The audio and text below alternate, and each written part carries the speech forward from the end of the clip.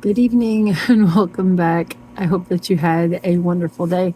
So this will be part two to yesterday's video about my mother and why I believe she was the way she was. Again, I want to apologize, as I did yesterday, for the lighting.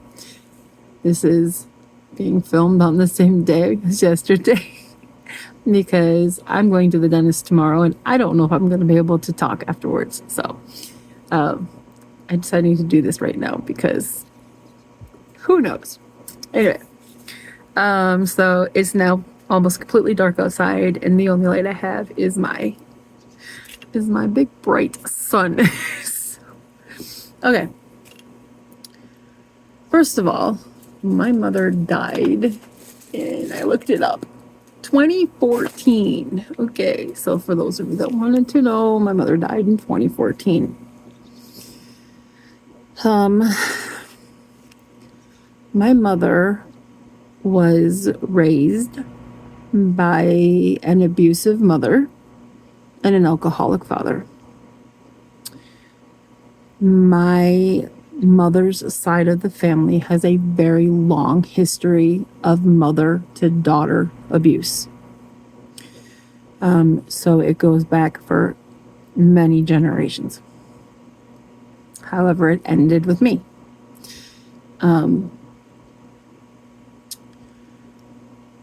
My grandmother was, although not a nice person, she definitely was not as bad as the child she made. The abuse my grandmother inflicted on my mother, I believe, paled in comparison to what my mother did to me and my brother. But my brother was her favorite also, so he didn't really get a whole lot, but he did receive some abuse. But like I said in my other video, I'm not going to talk about my brother because I'm respecting his privacy. So I remember my grandfather being a very nice, kind, sweet man. He smelled like butterscotch candy and beer because he was an alcoholic and he loved butterscotch candy. He died when I was 6.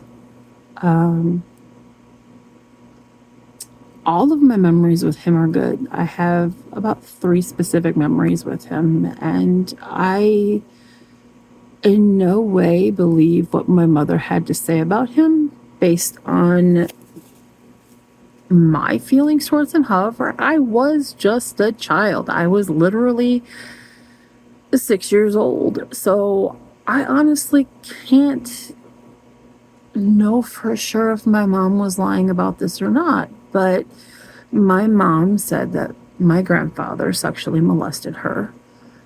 But what doesn't make sense is, well, what doesn't make sense in a normal mother would be, why would you allow your child around your father if he was sexually molesting you as a child?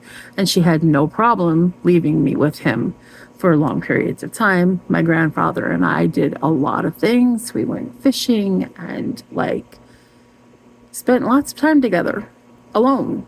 And he never did anything to me. Now I realize not all sex offenders offend every child. So, but anyway, the point is my mom makes this claim and I don't know what to think about this. I just don't think that's possible for my grandfather. But I also know that as a survivor myself, I have no right to judge another survivor and discredit her claims. Except, if you were being sexually molested by your father, would you want to be buried by your father for eternity? I mean, really, I'm asking, answer that question below, please. I really want to know, because my mother's wish is to have her, well, she's now in an urn, but it would be to have her urn buried by her father. her father who sexually molested her through her childhood. I wouldn't want anything to do with my father if my father had done that with me. Anyway, moving on. My grandmother was not a nice woman. She was, I mean, she could be. I mean, she could be the sweetest grandma on earth. Like she could just be like a great, wonderful, loving grandmother that, did crafts with you and made good cookies and like it just was a grandma. And then like she like had these she always made these big festive holidays, and it was always so much fun on the holidays, and you never would have known that my family was dysfunctional over the holidays because everybody was always on their very best behavior. And I have very fond memories of the holidays because nobody acted up, nobody got hit, and nothing bad happened on the holidays. But anyway, my grandma, she was a piece of work. So, and with what my grandmother did and my great grandmother, because my great grandmother also was very abusive to my grandmother. Ironically, not to me. My great grandmother loved and adored me, never abused me. Like she was like awesome with me. But so whatever my grandmother and great grandmother did to my mother, and possibly her father, made her a monster. My mother told stories of when she was a child, like I just said, like her father sexually molested her. Her mother would beat her for no reason. And when she was like 4, she had an accident, and it was winter time, and my grandma stripped her naked and made her sit in a snowbank for like a half hour or an hour or something like that. And like that sounds pretty freaking horrific, honestly. Like that just, but just little things like that my mom would talk about. I don't remember everything anymore, but those are the things that stick out the most. Yeah. My mom also did lie a lot. She was a habitual liar, so it's really hard to know what was real and what wasn't, because what she would say one day would change and be different, not the next day, but the next time she told it, it would be a little bit different or more graphic or more like changed in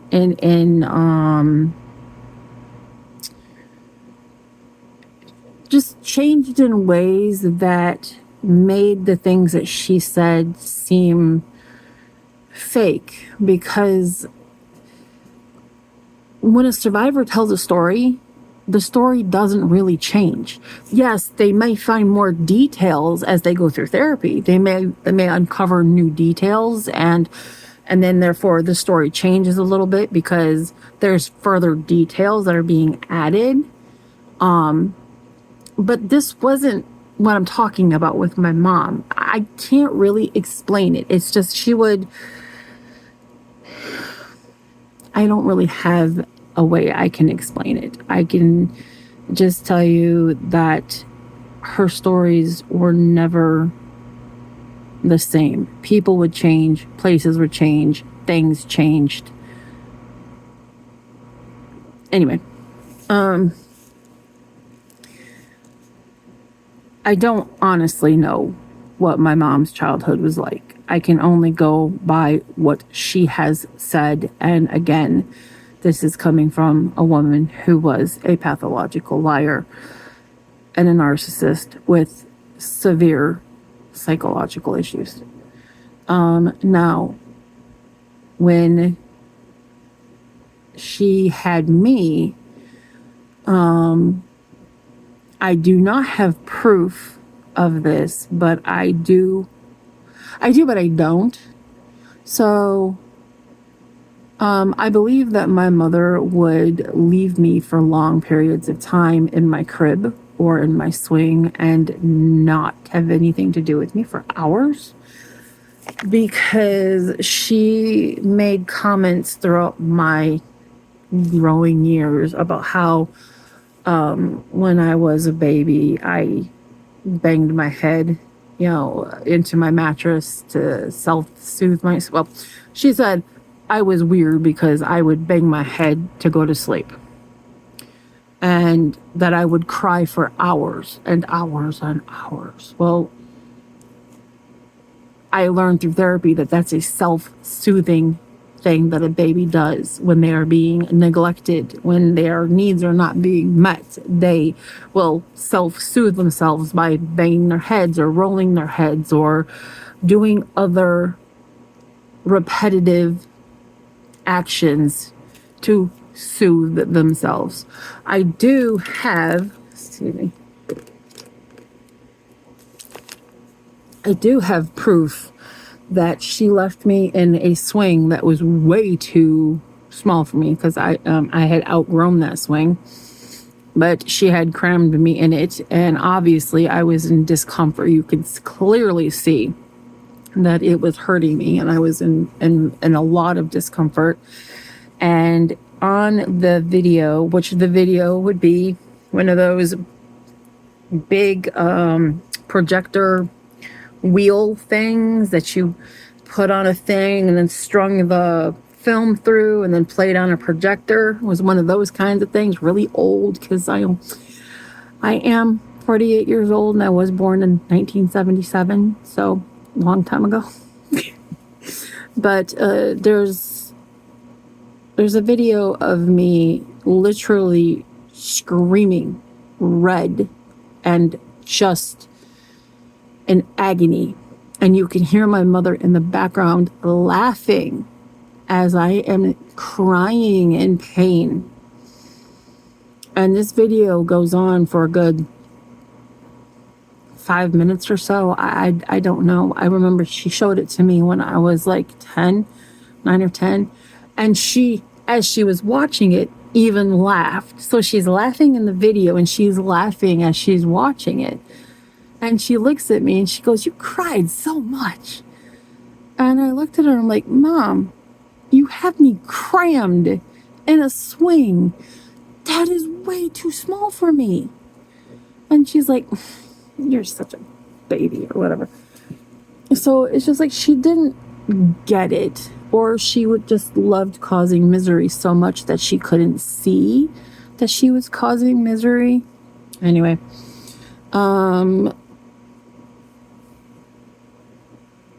there's just a lot of things that went on that I can't really talk about everything, because like I said, I have other stories about different things that have happened to me in my earlier content if you want to go and listen to those things. Again, trigger warning for a lot of it. I just want to say that although I can't go into the details of everything that gives me the knowing of what I'm talking about with these diagnoses, I will say that my mother was cruel.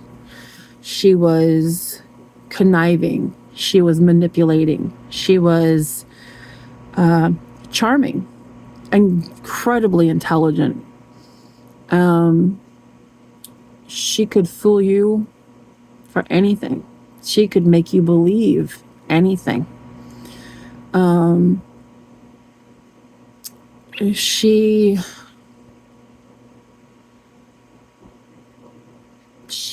would just charm anybody into getting what she wanted, and it was amazing to know this woman the way I knew her and to watch her play people and be this completely different person, this completely sweet, charming, charismatic, playful, flirty person that she wasn't. And she would get these men to believe anything she wanted them to believe, and they would give her money and jewelry and whatever the hell she wanted. And she was good at this. She was amazing at getting what she wanted. And then unfortunately, she also saw me as property. And as I have said in other videos, I'm sure, yeah, there's a video called My Mom Sold Me. My mom sold me to one guy for sure, but I believe two guys. And I have absolute proof of the first guy, the second guy she sold me to. So the first guy, I would have been like 3. But the second guy, I was 10. And I was there for the transaction. I was there for the conversation. I was there for all of it. There is no doubt in my mind. I had been sold. Anyway, so she was not above using anybody to get whatever she wanted. She didn't care. She did not care if she hurt you. She actually seemed to get off on hurting people. Not like sexually, but she like enjoyed it. Like it just made her so happy if she could hurt you, if she could make you cry, if she could like just cause any sort of unhappiness to you. It just made her so happy. And then when she met and married my stepfather, who was 100% sadistically psychopathic, the two of them together was a freaking nightmare. They fed off each other like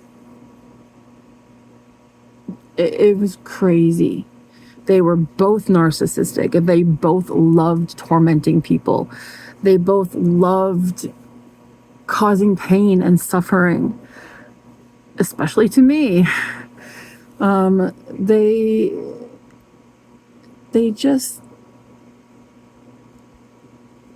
something was seriously wrong in their heads because they both loved causing pain. They both loved hurting people.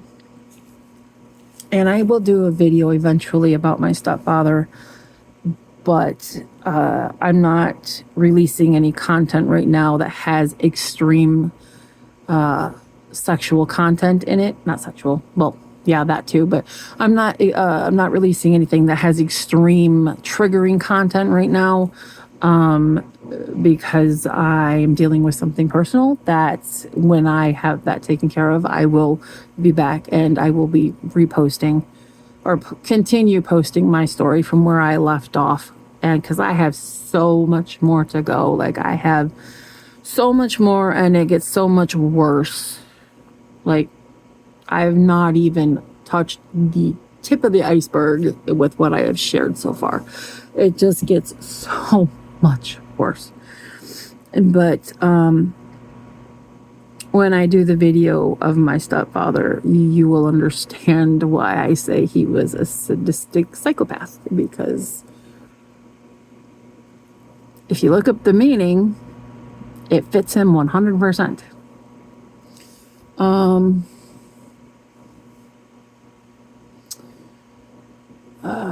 So I'm trying to think what else I can talk about my mother, because my stepdad did a good majority of my abuse, but my mom did her fair share, I suppose I should say. But I can't really get into the details of it because that's for other videos. And like I said, I can't share things that are too triggering right now. So I'm just trying to focus on her actual personality. So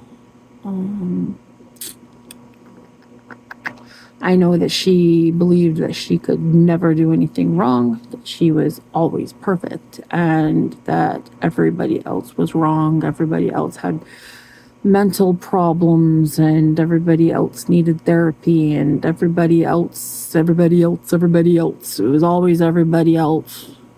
It was never her. She was never the victim. She was always the victim. She was never at fault. She was never to blame. She was always innocent.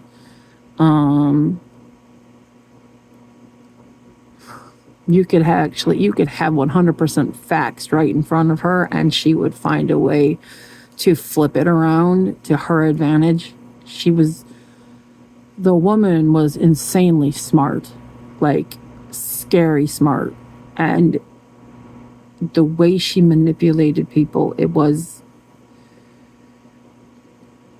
just unreal, especially knowing exactly what this person is like at home where nobody else can see her.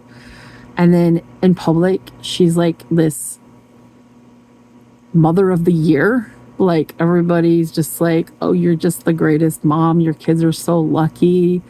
Cause she always put on grandiose appearances. Like at school functions, like she would make and bring cupcakes. She would bake cookies. She would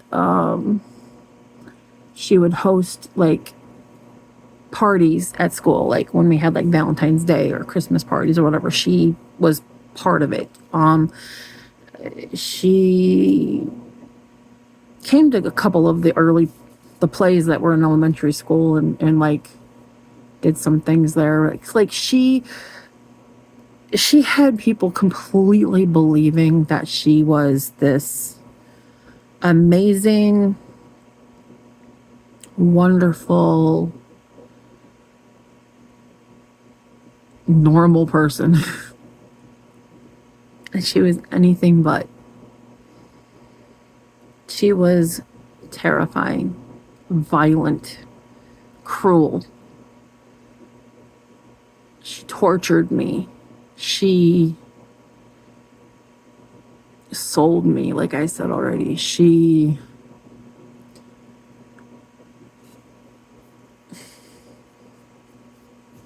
There's so much I can say, but I can't at the same time. She would,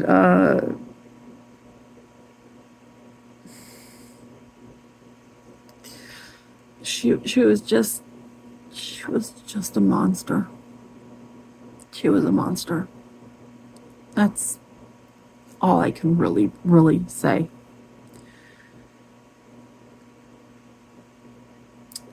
She's been dead since, I forget.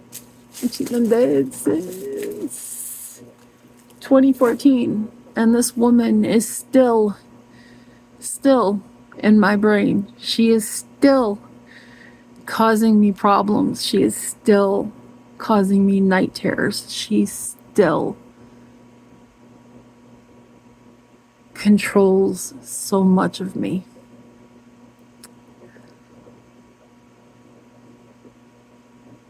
And I have recovered in so many ways. I have healed in so many ways. But I don't think, no matter how much I heal, no matter how much I undo the trauma and recall all the things and I just don't think that all the therapy in the world and all of the healing things in the world that I can do, I still don't think it will ever be enough. It will never fully undo what this woman did to me. My actual brain, I saw an MRI of my brain in January because I had a seizure last year and I've been having all kinds of health issues and I was actually talking to my doctor 2 days ago about my brain results. My brain actually shows physical signs, not just because of the 2 TBIs I got from my stepfather, but it actually shows actual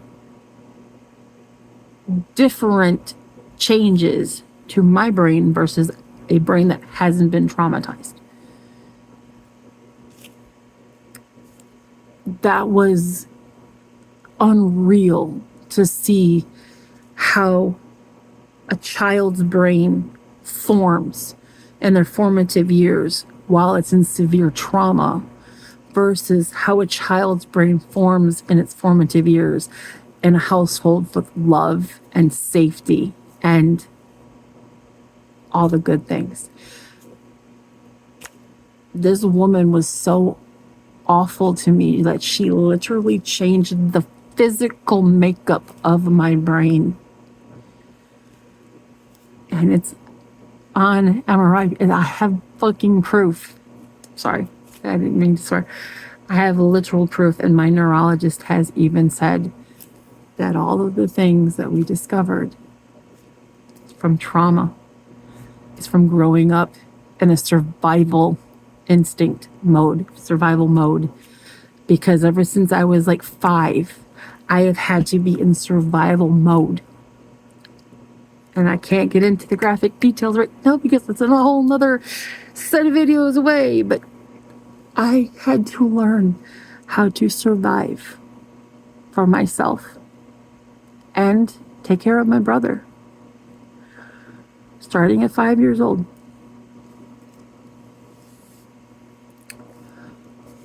I survived things you can't even imagine.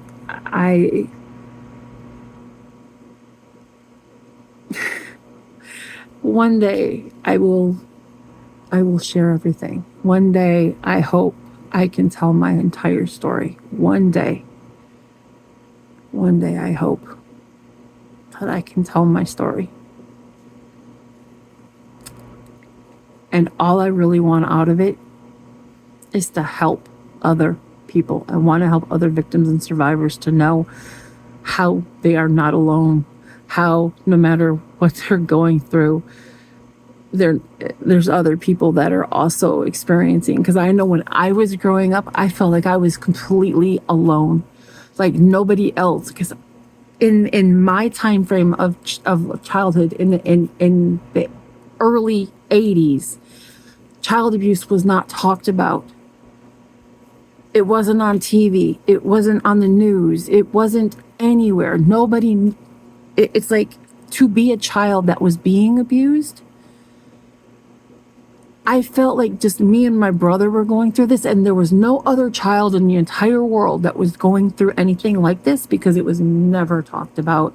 And we didn't know anybody else that was being abused. We didn't know anybody else. Until I was 8 when I met my first other child that had been abused, that I'm aware of anyway. And it was then that I realized, oh, this happens in other homes. Okay. But until then, I felt like I was like so alone, and that feeling of being alone was so overwhelming and just heartbreaking every single freaking day. And so I want desperately to help other victims and other survivors to know that they are not alone. That what they're going through, they're not the only ones going through that. Not that that really makes it much better, obviously, but to know that there are other people out there that have survived the same things or similar things is very helpful.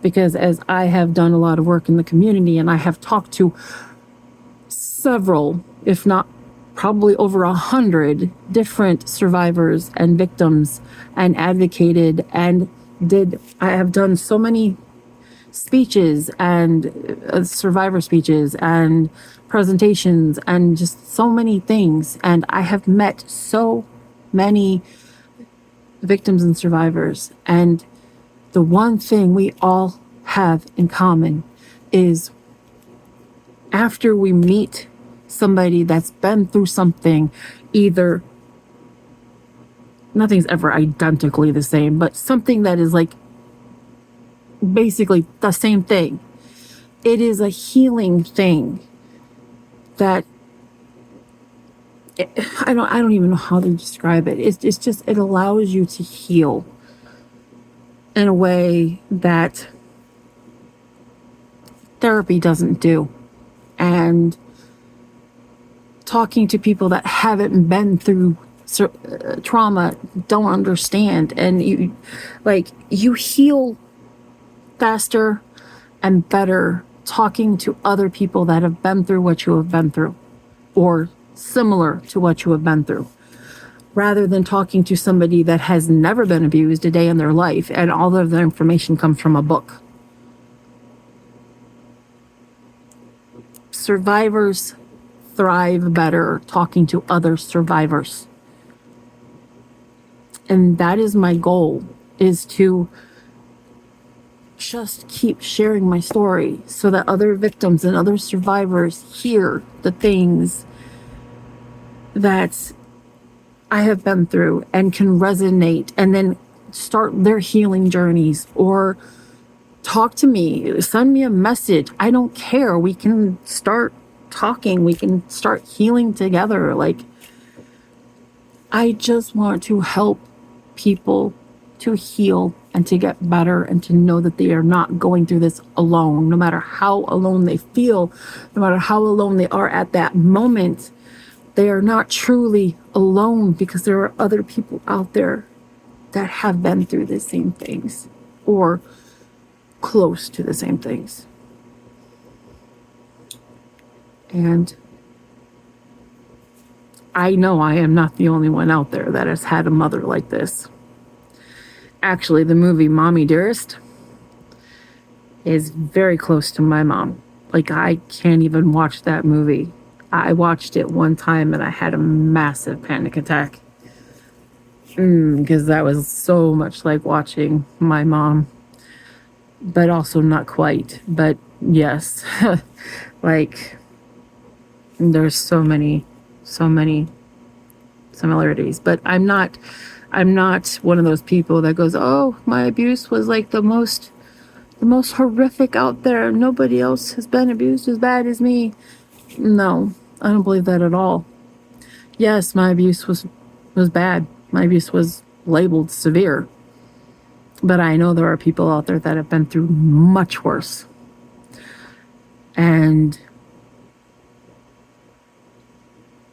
I've met some people that have been through much worse. And they are great people. They are sweet and kind and have done a lot to heal themselves, and they're just really nice people. And I have met some people that has let their abuse destroy them. Actually, I've met a lot of people that have let their abuse destroy them through drugs and alcohol and other unfortunate things. I want to help people to survive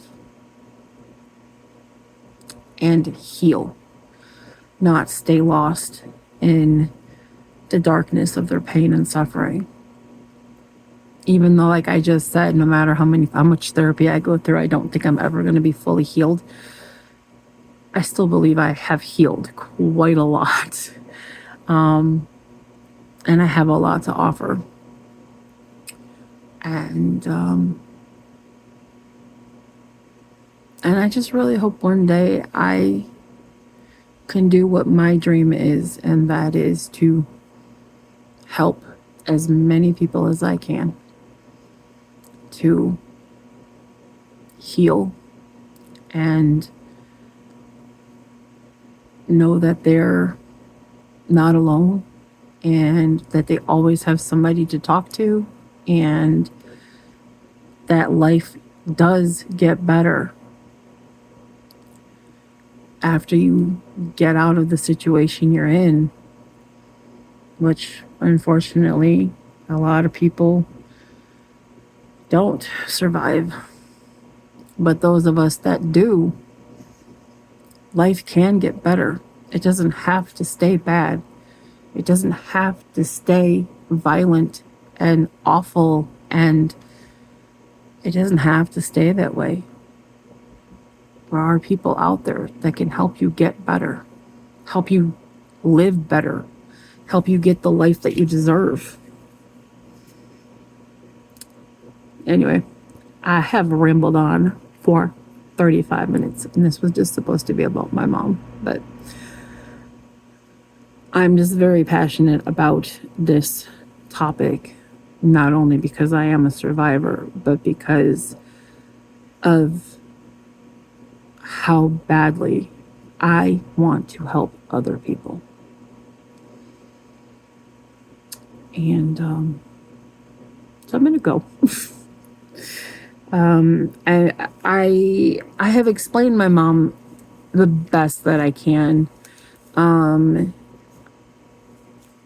without having to open up bad triggers and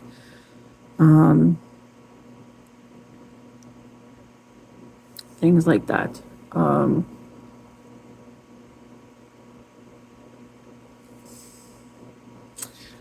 Anyway, if you're still here, thanks for sticking with me.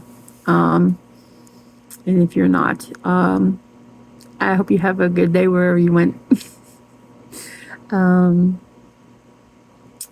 Have a wonderful, fantastic day. And if after the dentist I'm not doing too bad tomorrow, I'll probably post another video. We'll see. Take care. Until next time.